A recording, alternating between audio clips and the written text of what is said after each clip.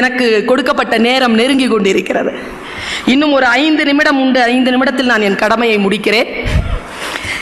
என்ன காரணம்னா, நான் ஆல் இண்டியா ரேடியோவில் வேலை செஞ்சவர் 11 வருஷம். ஆல் இண்டியா ரேடியோ சென்னை வானொலி நிலையம் அப்படின்னு ஆரம்பித்தோம்னா, இத்துடன் இந்த ஒளிபரப்பு முடிவடைகிறது, வணக்கம் அப்படின்னு முடிக்கணும். கரெக்டாக முடிக்கணும். 1 செகண்ட் கூட தாண்டக்கூடாது. 1 செகண்ட் கூட தாண்டாது. ஆளை கடத்துறவனை கூட மன்னிச்சிடலாம், நேரத்தை கடத்துறவனை மன்னிக்க முடியும். இது ரொம்ப சந்தோஷம் எனக்கு. நேரத்தை நல்லா மெயின்டைன் பண்ணிகிட்டே வரீங்க. காலம் பொன் போன்றதல்ல. பொன்னை இழந்தால் சம்பாதித்துக் கொள்ளலாம். காலம் உயிர் போன்றது, இழந்தால் சம்பாதிக்க முடியாது. வேதத்தில் இறைவன் சொல்லுகிறான், நான் காலமாக இருக்கிறேன், என்னை யாரும் குறை சொல்லாதீர்கள். ஆக காலத்தின் அருமை தெரிந்து நான் ஒரு விஷயத்தை சொல்கிறேன். மலை மேலே ஏறி வந்துட்டு இருந்தேன். நீங்களும் பார்த்திருப்பீர்கள், எத்தனை பேர் குரங்குக்கு பொறி போட்டீங்க? எத்தனை பேர் உங்கள் கையில் இருக்கிற பழத்தை குரங்கு கொடுத்தீங்க? நிறைய பேர் கொடுத்துருப்பீங்க. ஏன்னா அன்பு. ஒருத்தர் சொன்னாருங்க, மலை ஏறுகின்ற பொழுது, சுற்றுலா இடங்களுக்கு போகின்ற பொழுது குரங்குகளுக்கு எதையும் கொடுக்காதீர்கள். ஏன் என்றால், குரங்குகளின் இயற்கை இயல்பு மாறி போகிறது. அவை மரம் ஏறுவதோ தானாக உழைத்து பழம் பறித்து சாப்பிடுவதோ தெரியாமல் மனிதர்களைப் போல சுற்றுலாக்களின் முன்னால் அவர்கள் கையேன் பிச்சை எடுக்கிறார்கள். பார்த்திருக்கிறீர்களா? நாம் அன்பு என்கின்ற பெயரிலே செய்யக்கூடியது எல்லாம் பல நேரங்களில் அநியாயமாக இருக்கிறது. இதை ஒரு தலைவன் சொல்லி தர வேண்டாமா? யாரோ சொல்லி தந்தா தானே தெரியுது. ரொம்ப பசியோட ஒருத்தன் வந்தான்.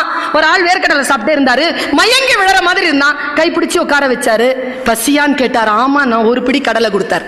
கடலை சாப்பிட்டு அவரை பார்த்தான். ரொம்ப நன்றி, கொஞ்சம் தண்ணி கிடைக்குமா என்றான். தண்ணீர் அதோ பைப்பில் வருது, போய் குடிச்சுக்கோன்னார் அவர். தண்ணீரையும் எடுத்து கொடுக்காம முட்டாள்.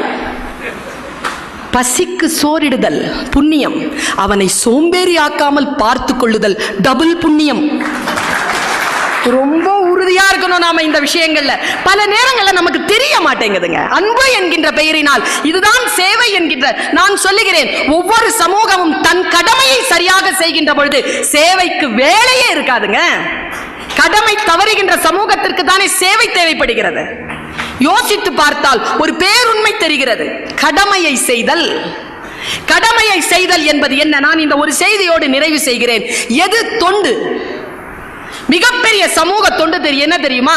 ஒருத்தன் யோகா பண்ணிட்டே இருந்தானா, அவன் நேரம் அந்த குரு கிட்ட கேட்டான், சுவாமிஜி நான் யோகா செஞ்சா சந்தோஷமா இருப்பேனா?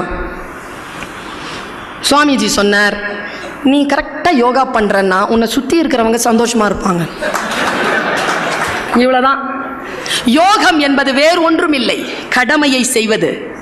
தியானம் என்பது வேறு ஒன்றும் இல்லை, கவனத்தை சிதறடிக்காமல் அந்த வேலையில் முழுமையாக இருப்பது. இப்போ கூட நான் பேசிட்டு இருக்கிறேன், நான் பேசுறதை கேட்காம நிறைய பேர் வீடியோ பிடிச்சிட்டு இருக்காங்க, யாருக்காவது போட்டு காட்டுறதுக்கு. பேச்சை முழுமையாக கேட்டல். அந்த வினாடியில வேதாத்திரி மகரிஷி சொல்கிறார், தியானம் என்பது நீ சமைக்கின்ற பொழுது உப்பை போடுகிறாயா, உப்பை போடுகின்ற பொழுது இருக்கும் உன் மனநிலைக்கு பெயர் தான் தியானம். இதை விட என்னங்க விளக்கம்? புரிந்தவர்கள் பாக்கியசாலிகள். அந்த வினாடியில கவனம் சிதறினால் உணவு கெட்டு போகும், அளவு மாறி போகும். அந்த கடமையை செய்தல். நான் ஒரு செய்தியோடு நிறைவு செய்கிறேன். சமீபத்தில் சில விஷயங்கள் படித்தேன். எது ரொம்ப ஆழமா இருக்குமோ மனசுல, எது ரொம்ப ஆத்மாவை தாக்குமோ அதை நான் சொல்வது வழக்கம். Parveen Sultana பேசுறேன்னா,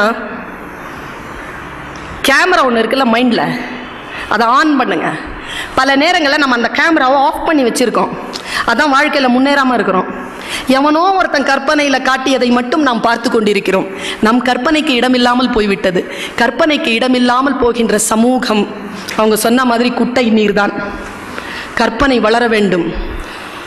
imagination is more then knowledge.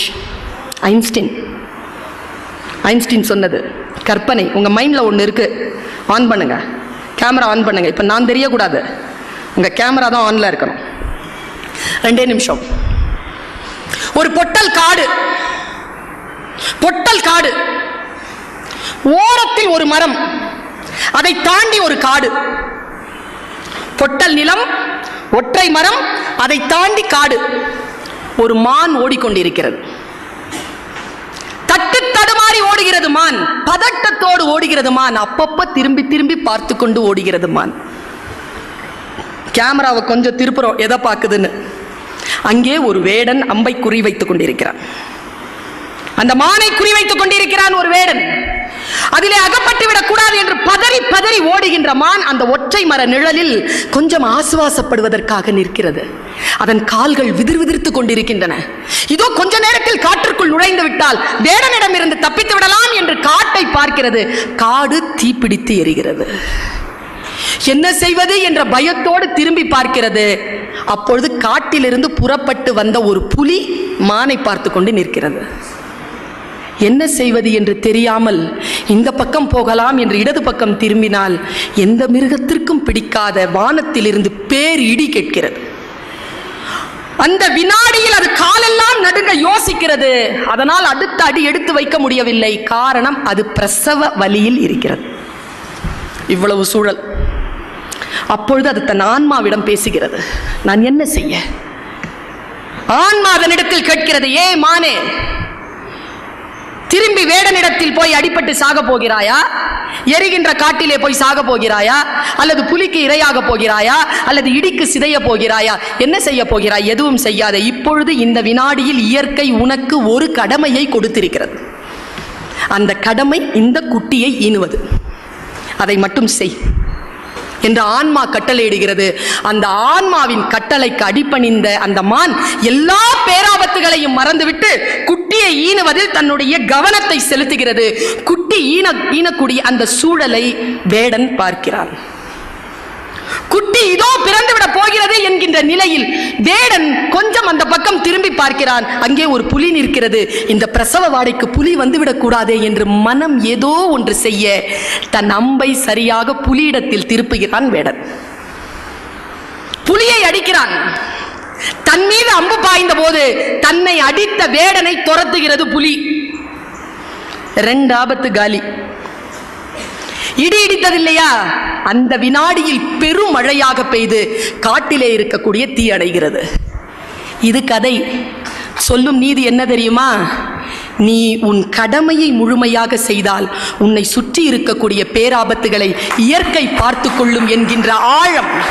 நம் மனம்தான் நமக்கு குரு, நம் மனம்தான் நமக்கு தலைமை.